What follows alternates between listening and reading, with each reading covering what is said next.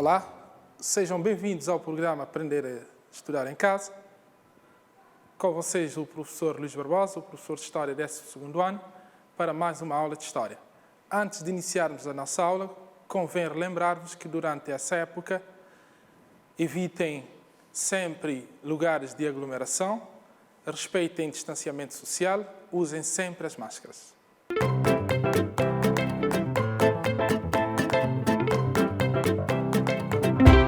Para a nossa aula de hoje, como vocês podem ver, é continuidade da aula passada, o 25 de Abril e o processo da descolonização.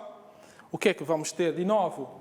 Novos acordos, acordo de Argel, entraves que temos a nível das negociações e o encontro de Lisboa.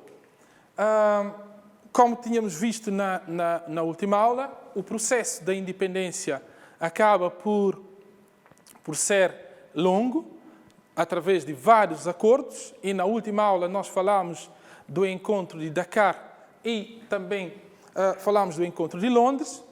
Hoje vamos falar dos outros encontros que também tiveram impacto importantíssimo no processo ou no desenrolar do processo da independência das colónias, inclusive de Cabo Verde. Então, depois de Londres, o PAIGC prossegue e intensifica os seus contactos diplomáticos. As conversações de Argel começaram a 9 de agosto e em 26 de agosto. Assinatura do Acordo de Argel. Em 10 de setembro, Portugal reconhece a independência da República da Guiné. Por meio de um acordo assinado em Argel, que reconhece a independência da Guiné-Bissau, garantiu também a independência de Cabo Verde. Como eu tinha dito na última aula, houve garantia para a independência de Cabo Verde. Mas, no entanto, havia várias negociações para se lá chegar. No protocolo de Argel, a questão de Cabo Verde ficou pendente. Já tínhamos até realçado na última aula a questão de que Portugal não queria incluir Cabo Verde na negociação juntamente com a Guiné-Bissau. Então, ficou pendente. Embora Portugal reconhecesse o direito à autodeterminação, isso já era importante, o direito que os povos têm de escolherem se querem, nesse caso, ser autónomos ou querem ser independentes. E a independência, ou seja, a autonomia ou independência desse território, falando, nesse caso, Cabo Verde. A resolução, definitivamente, do caso que foi adiado para o mês de dezembro. As negociações não foram fáceis. É claro que nós estamos aqui a falar de várias negociações, porque nenhuma delas foram negociações fáceis.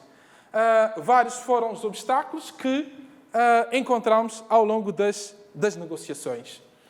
Em primeiro lugar, evocava-se o facto de, nesse território, ou seja, em Cabo Verde, não ter havido a luta armada, como já tínhamos feito referência na última aula. Essa é uma das justificações dada por Portugal para não incluir as negociações, a negociação de Cabo Verde juntamente com Guiné.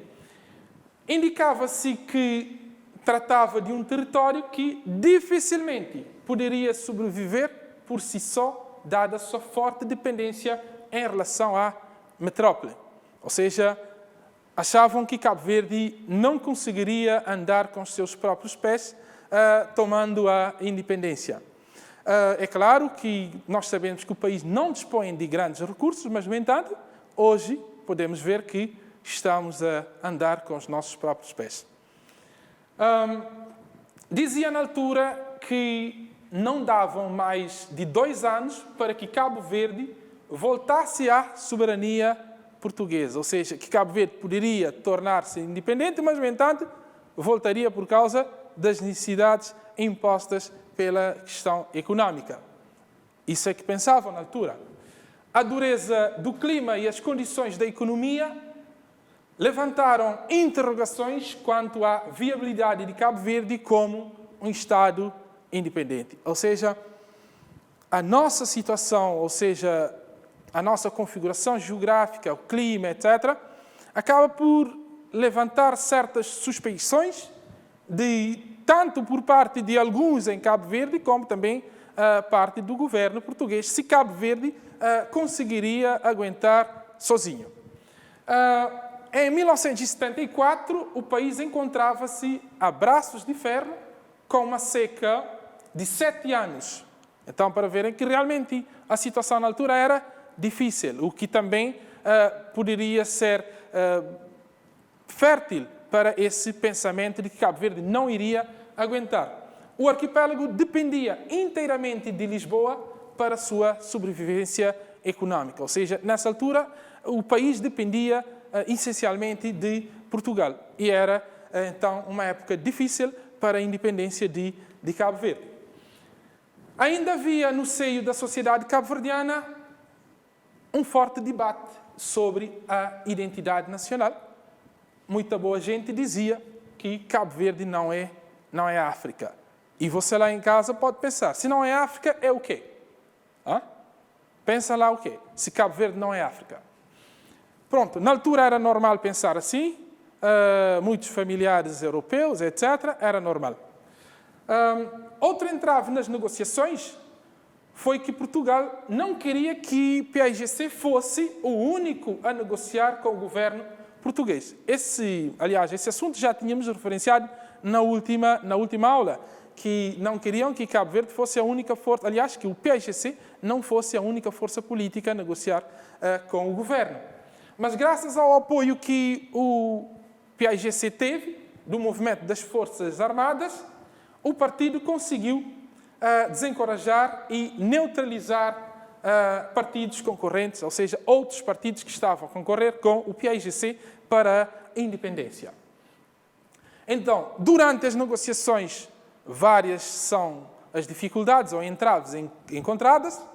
Então, reduzida ao mínimo ou então insignificantemente a capacidade de intervenção da UDC e da UPCV, o PAIGC influenciava a evolução dos acontecimentos que conduziram posteriormente à independência nacional. Então, nesse caso, o PAIGC acabou por levar de vantagem sobre as outras forças políticas que havia em Cabo Verde na altura, UDC e UPCV. Então, passando das dificuldades, ou seja, entraves, agora vamos ver o Acordo de Lisboa, como eu tinha dito no início. Desde negociações de Londres e Argel, negociações que já falámos anteriormente, já se reclamava ser Cabo Verde um caso distinto, ou seja, um caso diferente, por causa da sua localização geográfica no contexto da Guerra Fria. Havia suspeitas de que Cabo Verde seria transformado numa base naval da URSS, e lembra-se daquilo que eu já vos tinha referenciado na última aula, da questão da desconfiança dos portugueses que Cabo Verde poderia se unir à Rússia, transformando desse modo numa base naval da União das Repúblicas Socialistas Soviéticas, dado a amizade e cooperação que existia na altura entre os soviéticos e o PAIGC. Assim, a primeira ronda negocial, que decorreu em Lisboa, digo primeira porque vamos ter uma segunda, decorreu no mês de novembro. Dessas negociações, ou seja, dessa negociação, dessa primeira ronda, reafirmaram que estava fora de questão o reconhecimento do PAIGC como único representante do povo cabo-verdiano. Mas, nesta altura, a pressão externa e interna para acelerar o processo da descolonização era enorme. Ou seja, apesar do governo português não estar totalmente de acordo a negociar a independência, etc., mas, no entanto, a pressão que havia na altura, a conjuntura da época, era favorável. Então, daí que as coisas não estavam também a favor daquilo que Portugal queria. Mas, então, num segundo encontro que aconteceu em Lisboa, a 19 de dezembro, é assinado nesse caso, o acordo de independência. Então, se numa primeira Portugal recusou negociar com o PAIGC como a única força, já o segundo encontro foi mais aproveitoso ou mais frutífero, acabando por desembocar-se no acordo da independência do arquipélago de Cabo Verde. Aos 19 dias do mês de dezembro de 1974, reuniram-se em Lisboa delegações do governo português e do Partido Africano da Independência de Guiné e Cabo Verde, na sequência de anteriores contactos, em ordem à fixação, por acordo, do esquema e do calendário do processo de descolonização do território do Estado de Cabo Verde. A delegação do governo português era constituída, ou estava constituída, por Major Melo Antunes, ministro sem pasta, Dr. Mário Soares, ministro dos Negócios Estrangeiros, e também Dr. Almeida Santos, ministro da Coordenação Internacional. E por parte da delegação do PAIGC, constituída por Pedro Pires, que também foi referenciado na última aula, o primeiro-ministro após a independência, membro do Comitê Executivo da Luta e presidente da Comissão Nacional de Cabo Verde do PAIGC. Então, desse acordo de Lisboa, ainda Osvaldo Lopes da Silva, membro da Comissão Superior da Luta, Amaro Alexandre da Luz e José Luís Fernandes, membros da Comissão Nacional de Cabo Verde, por parte do PAIGC. Então, ainda nesse acordo, segundo o jurista Mário Silva, as conversações decorreram num ambiente de compreensão, ou seja, num ambiente muito educado, cívico, e perfeita cooperação, tendo-se chegado ao seguinte acordo. O governo português reafirma o direito do povo de Cabo Verde à autodeterminação e independência, em conformidade com a Lei Constitucional Portuguesa número 774, de 26 de julho.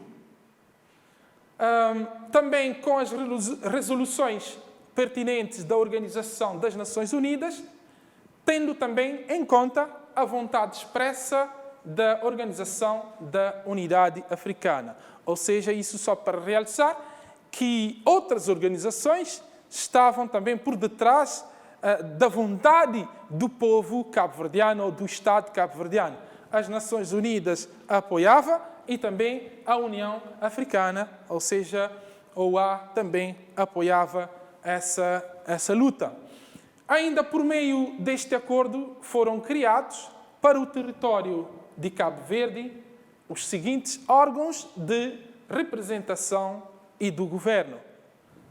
Então, temos primeiro um alto comissário com a categoria de primeiro-ministro, enquanto se encontrar no território de Cabo Verde, nomeado, exonerado pelo presidente da República Portuguesa.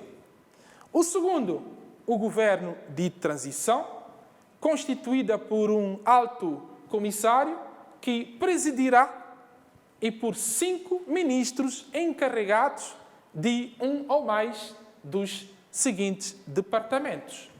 Então, departamentos esses que nós tínhamos na altura: Ministério da Administração Interna, Ministro da Justiça, Ministério de Coordenação Econômica, o Ministério da Educação e Cultura, Ministério do Equipamento Social e Ambiente, Ministério do Trabalho, Ministério, dos Assuntos Sociais. É claro que, se compararmos os ministérios que nós temos hoje e os ministérios que nós tínhamos na altura, é praticamente triplo. Mas vocês sabem que também, a cada dia que passa, temos maiores necessidades. Então, estamos no início, ou seja, no início de um processo. Daí que esses são os ministérios que nós tínhamos ao todo, são 7. Então, no artigo 12 do governo português, declara a sua intenção de que o PAIGC registra de que até a independência e depois dela prestar ao Estado de Cabo Verde assistência financeira, técnica e cultural ao seu alcance, em ordem de manter e estimular perfeitas relações de amizade e cooperação ativa no novo Estado. Como nós tínhamos referenciado anteriormente, e a época que se vivia em Cabo Verde era difícil, 7 anos de seca, mas, no entanto, acabaram por também comprometer em apoiar Cabo Verde naquilo que fosse possível, na medida das suas possibilidades, tendo em conta que a época que Cabo Verde estava a viver não era das melhores. Portanto, nesse encontro de Lisboa, subscreveram o direito de autodeterminação e independência de Cabo Verde, formação de um governo de transição, realização de eleições com vista à formação da Assembleia Constituinte, que teria por missão proclamar a independência, nesse caso, a independência de Cabo Verde. Então, a primeira transição política acabou por acontecer 31 de dezembro de 1974, na cidade da Praia, e empossada o governo de transição, nos próximos 6 meses, iria conduzir Cabo Verde à independência. Ou seja, esse governo que foi constituído é o governo que vai conduzir, ou seja, criar condições para que Cabo Verde possa atingir, ou, nesse caso, chegar à independência.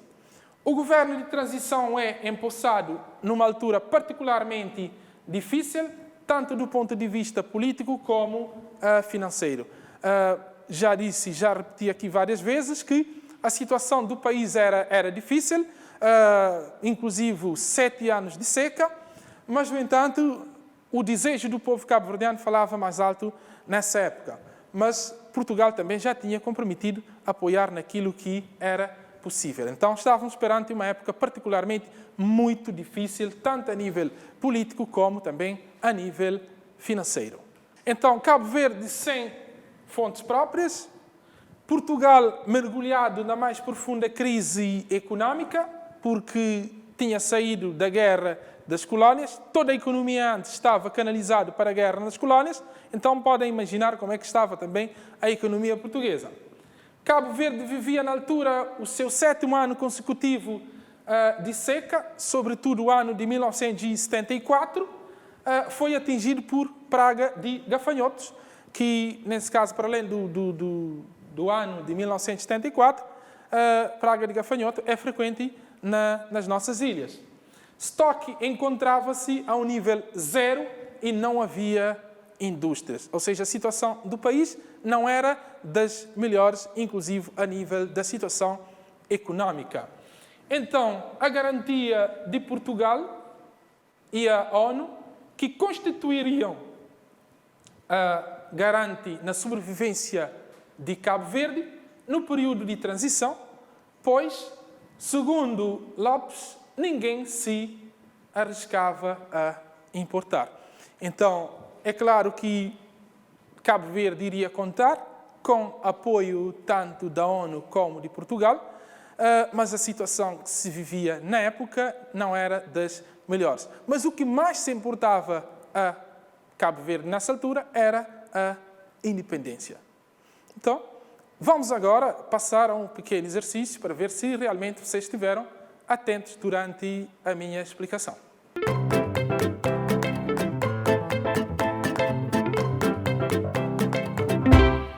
Então, como exercício para essa aula, nós temos exercício muito fácil.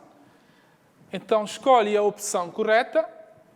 Número 1, no protocolo de Argel, a questão de Cabo Verde ficou resolvido.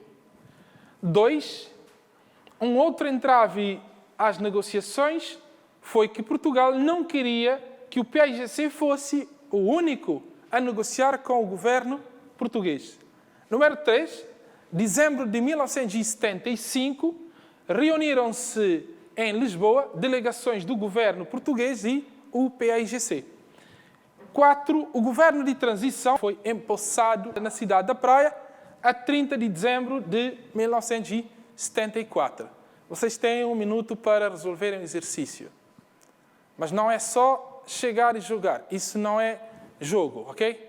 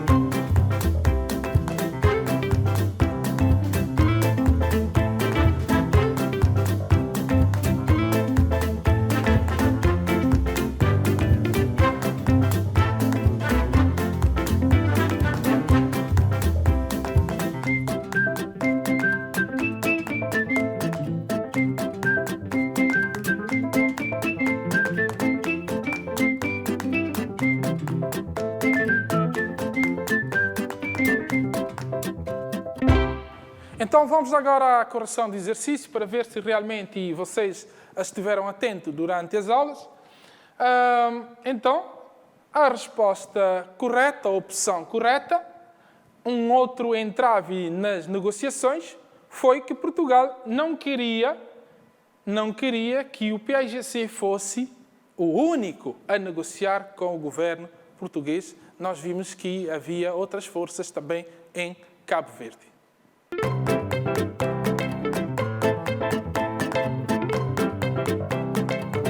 Então, antes de vocês irem embora, eu vou deixar-vos com um pequeno trabalho para realizarem em casa. Então, o trabalho que vocês têm a fazer, número 1, anuncia o Acordo de Lisboa, acordo que foi importante para a independência de Cabo Verde, mostra a importância do governo provisório. Número 3, sintetize o processo da primeira transição política.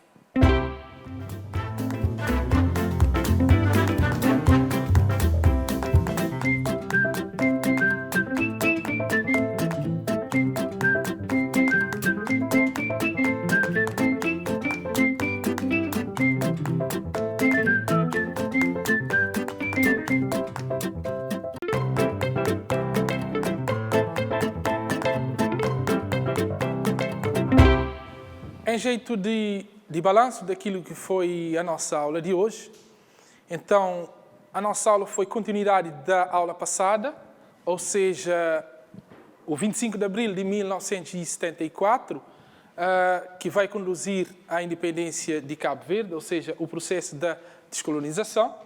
Então, demos continuidade aos acordos que foram realizados, aliás, acordos realizados. Vimos o acordo de Lisboa e o acordo de Argel, onde vimos que esses acabaram por ser importantes no desenrolar das negociações para a independência de Cabo Verde. Embora seja no meio desses acordos, houve entraves, ou seja, dificuldades nas negociações, o governo português não querendo reconhecer o PAIGC como a única força política, também alegando que Cabo Verde não aguentava, tendo em conta a fragilidade econômica do país nessa altura, entre outras, aliás, alegações. Para o encontro de Lisboa, nós vimos que houve 2 rondas negociais, mas que a segunda ronda acabou por negociar ou estabelecer data para a independência de Cabo Verde, criando um governo de transição para, nesse caso, conduzir à independência de Cabo Verde. Chegamos assim ao fim da nossa aula no âmbito do programa Aprender a Estudar em Casa. Antes de ir embora, vou relembrar-vos novamente que durante essa época da Covid-19, respeitem sempre as normas de distanciamento social, evitem lugares de aglomeração, usem sempre as máscaras.